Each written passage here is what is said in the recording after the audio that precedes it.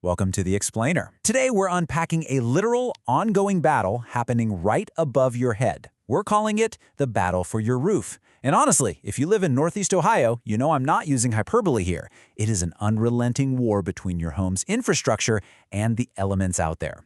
So we're going to break down exactly what happens up there and, more importantly, how you can actually survive it. Now, you might be wondering, what really happens to your roof during a Strongsville winter? I mean, while we're all inside, sipping hot coffee with the heat cranked up, our roofs are out there taking an absolute beating from a harsh, wildly fluctuating climate. It really makes you stop and think about what's going on just a few feet above your ceiling. Your roof, it isn't just a hat for your house. It's an active, working defense system taking thousands of micro-impacts every single day. So here is our roadmap for today. We're going to cover 5 key areas. 1. The climate threat. 2. Anatomy of roof failure. 3. The alpha approach. 4. Building codes and materials. And 5. The realities of replacement. Let's get right into it. Section 1. The climate threat. Northeast Ohio's weather assault. To really understand this, we have to frame Strongsville's unique weather as the relentless bad guy in this story. Because this is a year-round assault. Seriously, it never takes a day off. We've got winter freeze-thaw cycles, then come the spring storms bringing high winds, summer humidity that breeds algae, and then fall leaves just clogging everything up. Like in beautifully wooded neighborhoods, say Chapman Hills, all that thick organic debris holds moisture right against your shingles, quietly rotting them away. And add to that the area's clay-heavy soil, which shifts dramatically when it gets wet, constantly stressing your home's structural connections. It is a compounding threat from literally every angle. All of this chaotic weather basically culminates in the ultimate mechanical villain, the freeze-thaw cycle. The definition here is absolutely crucial. Water sneaks into these tiny, almost invisible cracks in your shingles, then it freezes, expands, and literally tears the roofing components apart. Actually, it's like a microscopic crowbar prying your roof open. It's shocking how devastating one simple frozen droplet of water can be. Over a 10 to 15-year period, this slow, silent mechanical expansion just destroys your shingles from the inside out, turning these tiny fissures into massive, expensive vulnerabilities. Moving on to Section 2, Anatomy of Roof Failure. How the weather breaches the defense. Now that we know the threats, we've got to understand how the weather actually breaks through your home's armor. Let's look at the massive contrast between ice dams and wind lift. This is where the whole house as a system concept becomes super important. Because get this, ice dams actually start from the inside. Poor attic ventilation lets trapped heat escape, which melts the snow at the peak of your roof. That water trickles down, refreezes at the cold edges, and forces water backward, right up under the shingles. Now compare that to wind lift from violent spring and summer storms. That is purely an external force that just physically rips off poorly sealed shingles and ridge caps. But the ice dam? That means your very own attic is what's actively killing your roof. No way around it. And here is a staggering fact that completely blew my mind. Ventilation failures cause more premature roof replacements than any other single factor in Northeast Ohio. Isn't that wild? Blocked soffits or poor ridge vents essentially turn your attic into an oven. They trap the heat and literally bake your shingles right from underneath. So if your roof fails early, there's a huge chance your attic ventilation was the actual culprit. It's totally the silent killer of roofing materials. All right, Section 3, the alpha approach, a strategy for survival. Since we know exactly how roofs fail around here, we're going to look at Alpha Roofing Cleveland's specific methodology for defending against these local failures.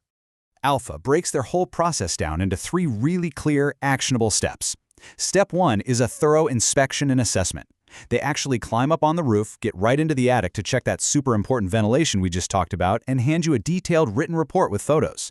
Step 2 is scheduled installation, meticulously planned around safe, dry weather windows.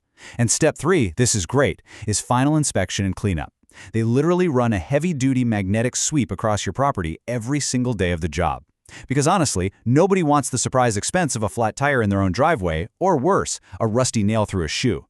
I also love their core philosophy. It's incredibly reassuring. They say, no scare tactics, no pressure to replace a roof that has good years left. This really highlights their strict policy of giving honest assessments. If your 20-year-old roof just needs some minor maintenance or, say, some flashing repairs to get by for a few more years, that is exactly what they're going to recommend. They aren't going to push an automatic, incredibly expensive replacement if it just isn't genuinely required to protect your home.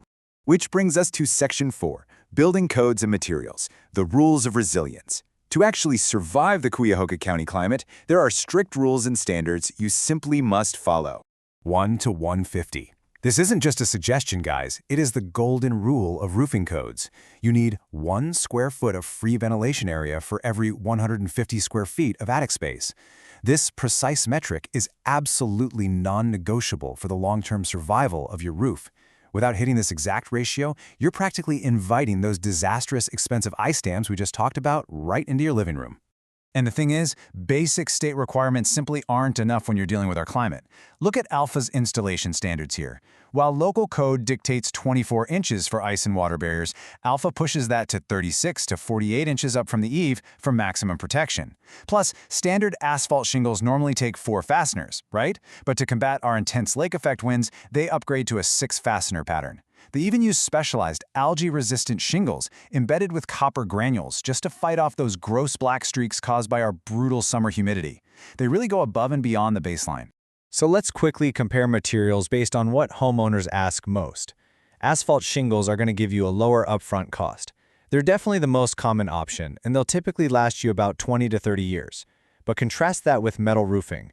Yes, it requires a much higher upfront investment for sure, but it lasts a massive 40 to 70 years, and it offers vastly superior snow and ice performance. Honestly, if you're planning to stay in your forever home, the long-term math strongly favors metal in Ohio. Finally, let's jump to Section 5, Realities of Roof Replacement, Cost, Timing, and Trust. We really need to address the practical, everyday logistics that Strongsville homeowners face when it's time to replace a roof. Let's talk money.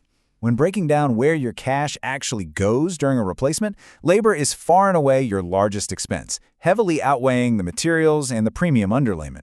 But here's the real danger zone: hidden decking repairs. Structural decking rot often only reveals itself once the old roof is completely torn off and stripped all the way down to the wood. It represents a major, totally unexpected expense for a lot of folks, and you really need to be financially prepared for that possibility. So when should you actually get this massive project done? Late spring through early fall is the absolute sweet spot. May gives you those ideal warm temperatures so the shingles can actually adhere and seal properly. August provides the super dry conditions necessary for the crew's safety. But the biggest takeaway here for your planning? Avoid winter installations at all costs. Shingles simply will not seal correctly in the freezing cold, which leaves your brand new, expensive investment entirely vulnerable to the very first storm that hits. Now we have to pivot to a really important, sometimes kind of uncomfortable question. How do you spot a lying contractor? It's an unfortunate reality of the home improvement industry. Let's be real. And knowing exactly how to evaluate service providers is a defensive skill every single homeowner absolutely needs to develop before they ever sign a contract. The source material lays out some highly specific red flags so you can protect yourself. If a contractor pressures you for an immediate decision, run. If they request a massive upfront deposit before a single bundle of shingles even arrives, walk away. Do they refuse to pull local permits? Do they have no physical business address? Are they rolling up to your house in completely unmarked trucks? These are massive, blaring red flags, guys. It is absolutely crucial to demand proof of Ohio licensing, comprehensive insurance, and verified local permits before you let anyone touch your home.